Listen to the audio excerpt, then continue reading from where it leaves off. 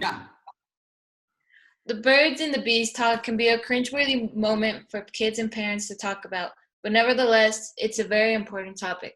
In Mexico and in many other parts of the world, teen pregnancies and STDs are a really serious health problem that, despite all the public policies designed to reduce it, it continues to manifest itself, and even it seems that it's increasing in earlier ages. For a long time, parents have argued that school isn't the place to give this type of talks, to teach this type of topics of sex education, arguing that it's the parents' job and not the schools. But it would be illogical that the schools would be awarded this task if the parents were doing it properly. And as the issue being seen, they have not understood well. Mexico has become a Mexico can become a better country, but we all have to put our part in accomplishing this. Something that can improve our education and our sexual health is sex education. This way, kids will be taught the things that they need to know in a well and informed way. So today I'm going to talk about what is sexual education, the topics that it should be about, the ages that we should receive sexual education, and the benefits of sex education in schools. According to PlannedParenthood.org, sex education helps people find tools and motivation to make sexual healthier choices about sex and sexuality. Sex education is high quality teaching, and you can learn from a wide variety of topics related to sex and sexuality. It explores values, beliefs, and this education can be obtained in school. Sex education continues to be not formally integrated in the curricular system, and nevertheless, this is increasingly necessary to disseminate knowledge that manages to change certain sexist attitudes like sexual violence and violence against women. To eradicate these issues, it is necessary that we include sexual education in school programs. According to Sex and Health Consumer article, the topics that sex education should cover is transmission of globalized and positive vision of human sexuality, knowledge of one's body and its possibilities as a receiver and a producer of pleasure. And it also should cover the how to enable changes in attitudes, behaviors, and values about human sexuality, and of course, the most important, contraceptives and STDs. According to an article in the New York Times about kids and what they should learn in sexual education and the ages that they should receive it in, says that sex education should start in kindergarten and early elementary grades. In these stages, kids can learn about they can learn about the proper names of their body parts, and the difference between a good touch and a bad touch, and how to be a good friend. And this could be the foundation of building, in the future, intimate relationships. Later on, in 4th and 5th grade, these students should receive information about puberty and the changes that their body will present in this stage of their life. Also, internet safety and the impact bullying has in this part of their life is important to cover too. And in 7th, 8th, and 9th grade, it should be really important to inform them about body image and reproduction, abstinence, contraception, HIV, and diseases.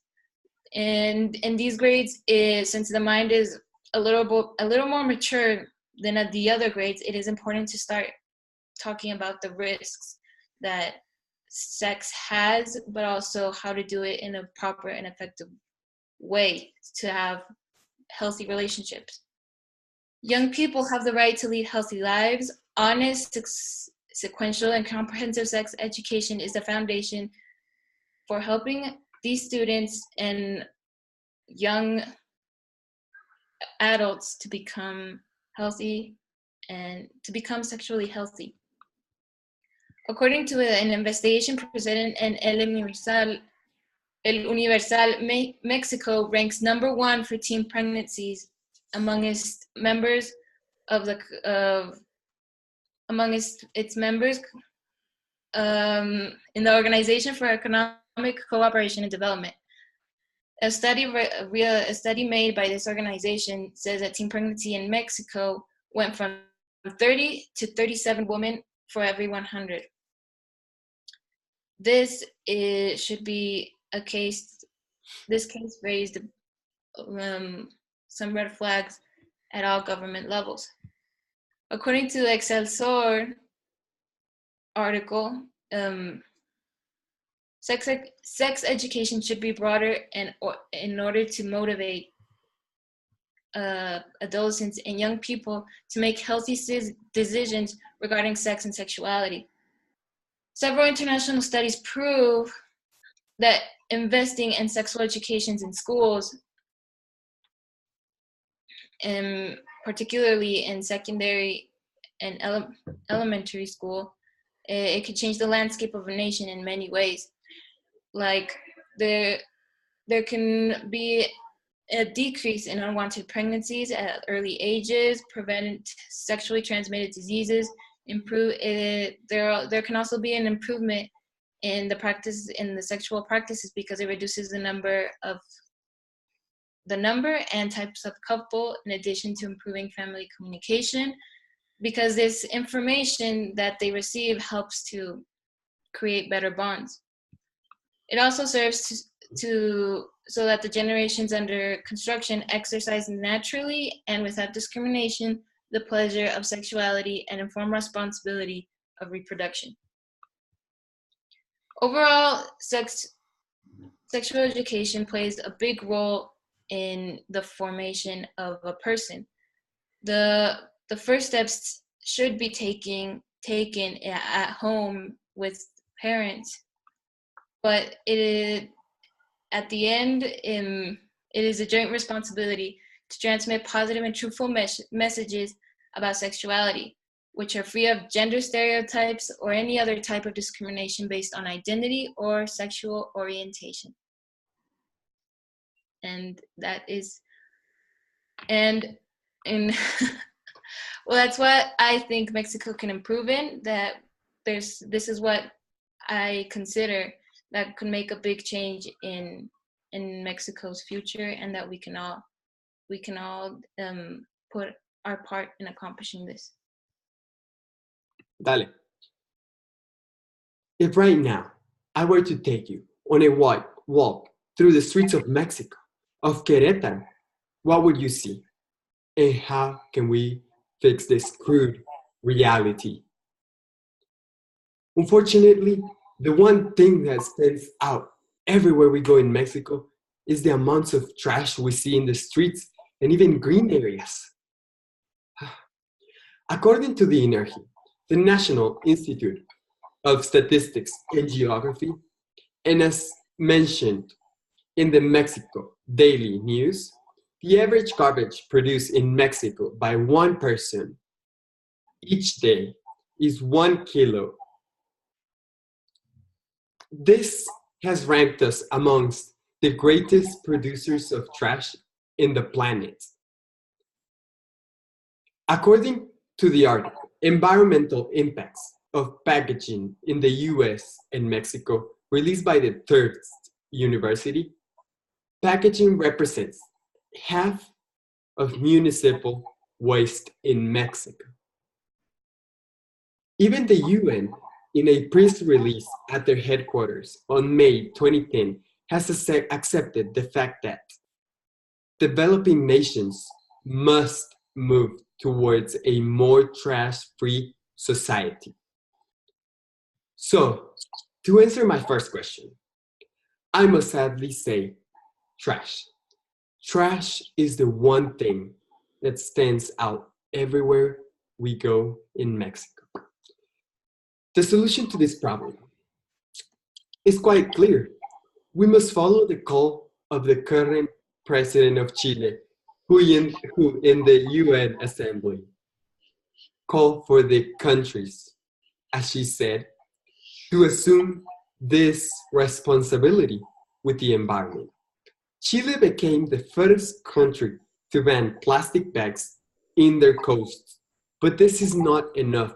We must take it a step further and ban all single-use plastic products, which account for the majority of the trash produced in the country. We must start by encouraging people to bring their own bags when shopping and to start a trend of taking the unnecessary wrap from the food and leave them in the store to encourage the stores to take action. Because together we can move mountains, because together we can move mountains, we must encourage our government to take the action they need to become a better Mexico. Just imagine a clean Mexico. And if you can't imagine a clean Mexico, let me help you.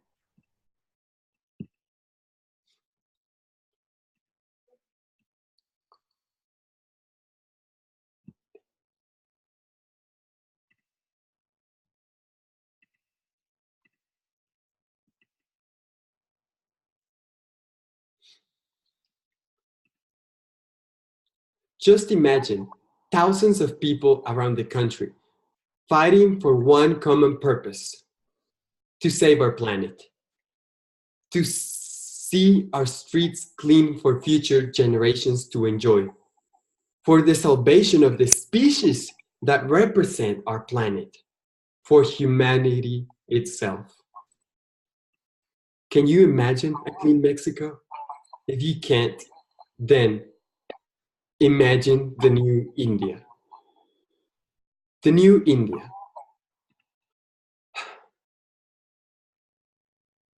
Imagine the new India, full of catastrophe, trash, disease, poverty in numbers that will never be diminished. Imagine hell on earth, as some Hindus call it nowadays.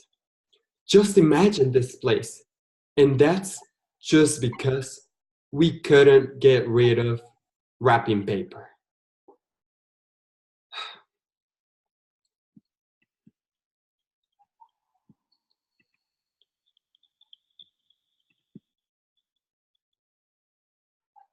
It is time we listen to what Mahatma Gandhi once said: be the change you wish to see in the world. It is time we raise up and let our government know that we will not stop fighting for a cleaner environment, for a cleaner Mexico.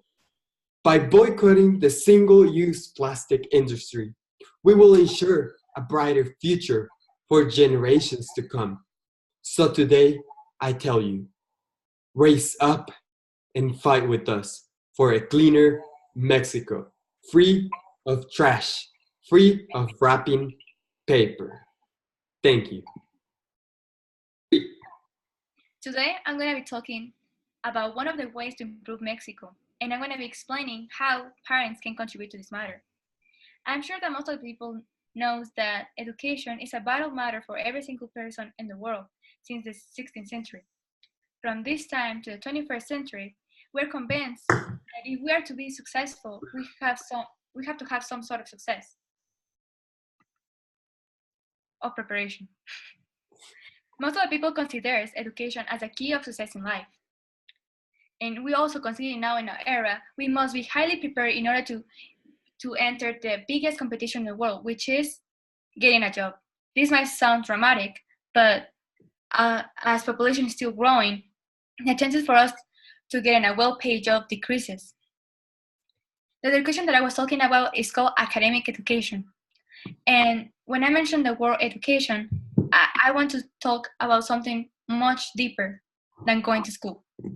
As I mentioned, academic education is considered as one of the keys for successful in life. But there is something on each person that triggers the desire to become a hardworking person, something that inspires to become whatever that we want to be, something that let us dream, and these are supposed to be our parents. One of the things that characterize a person the most are the values that our parents once set on us. The importance of the influence of parents in kids is so essential. According to the Role of Parents and Teachers in Child's Life 2017 page, parents are the first mentor and role model that children have. Children behave, act, and react same as their parents. A lot of people have worked hard in their professional careers, but what have set importance in us to become a hardworking person were our parents. Most of the times, we wouldn't be here if it wasn't for them. And we are supposed to be told from a really early age to always aim high. On base of why the role of parents is so important in child's development page, parents are the responsible for the emotional, physical, cognitive development on child's, which are crucial for a kid's mental and physical health. So how does every single parent of each child in Mexico could contribute to this country? As it is stated on page of 4 Barriers to Quality Education in Mexico 2017, it is proven that the poorest children of Vietnam outperform the wealthiest children in Mexico when it comes about academics. This is due to the lack of interest on parents in their children for them to have their own success, for having the belief of they'll be fine or they'll mature sooner or later. Based on the page of editorial 2012, the manner in which parents models attitudes towards life has a great impact on children. Let me show a comparison of two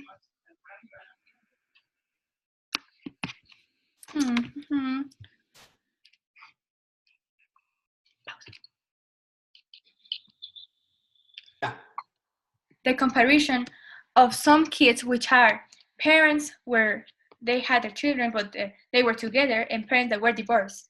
And I'm going to show you the performance that those children show in school.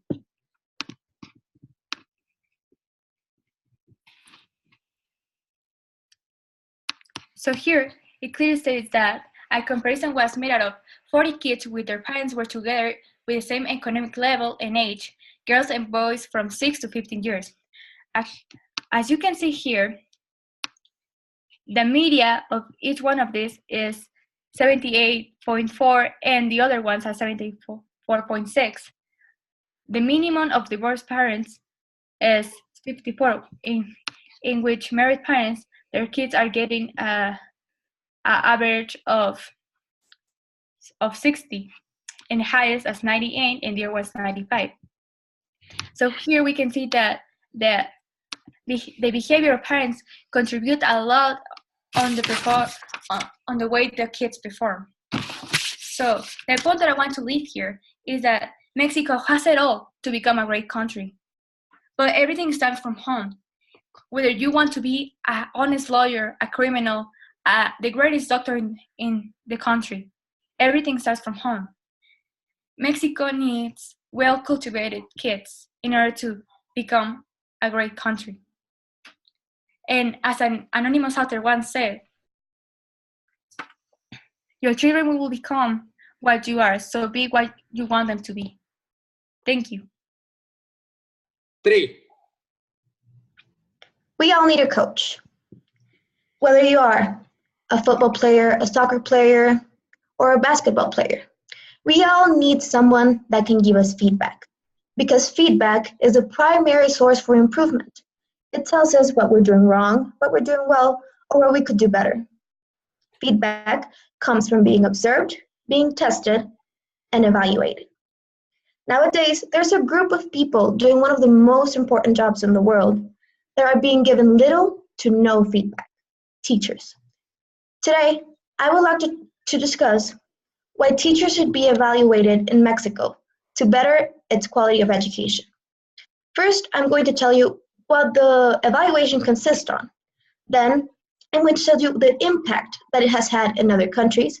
And finally, why Mexico should opt to implement teacher evaluations. According to the Center of Research on Learning and Teaching and the Virginia Board of Education, there's a certain criteria that these evaluations must follow. This is condensed into 4 stages. The first of them is professional knowledge. This is examining the professors to see if they're qualified to be given the topics that they are imparting in class. Then there's instructional planning and delivery. This is how the professors give the class and how well the students are receiving the information. And because the world is ever changing and the methodologies are always arising, pedagogy is always evolving. Another criteria is that professors must be up to date. This means that they must be able to give their students the 21st century skills that they need to succeed in today's world. Finally, there's student growth. Student growth is basically their academic progress based on their grades. With all of this, a cumulative result is made. Feedback is given to the teachers so that they can establish a target goal to better the way they teach a class and how the students are learning from them. But you might be wondering, does this actually work? So to better illustrate this, let's talk about the Program for International Student Assessment, or PISA. This is a standardized test that's given to all the students in every country to assess the quality of education in each country. Well, the top 3 countries in this ranking are Singapore, Hong Kong, and Japan. Why is this? Well, what do they have in common? All of them have teacher evaluations. So let me show you a comparison between 2 countries, Chile and Finland. Based on a research made by Leire Ventura for BBC Mundo, Finland has gone down several places in the ranking since it stopped its teacher evaluations. Here, you can see Finland in 8th place when it used to be on the top 3. Then we have Chile here. Chile has gone up several places since it started evaluating its teachers in 2006. And it's placed now at the top of almost every country in Latin America. Well, and where is Mexico in all of this? Mexico is in the 71 place over 187 countries. You might be thinking it's not that bad, but actually, Mexico is just over some of the poorest countries in the world and that have almost no access to education. Mexico hasn't changed a thing about its educational system. And this is due mainly to the fact that teachers oppose this kind of changes. But what they have to remember is that these changes are made to help them, to give them the tools to be better professors and to give them the tools to make the student quality of education way better. So also, this would only cost about 2% of the current spending on salaries and benefits that teachers have. This is based on an investigation made by the Bill and Melinda Gates Foundation for Education. Also, these teacher evaluations should be applied to all schools in Mexico, but most importantly to public schools. Why is this? This is because 89.02% of students in Mexico attend public schools. So this would create a higher impact in the quality that we are giving our students in education. Mexican youth has a lot of potential, but we need to help them and help the teachers. Give them what they need to succeed. We should invest in the future of Mexico and help our students succeed not only in our country, but internationally, to be better students, to create a better Mexico and a better future for all of us. Thank you.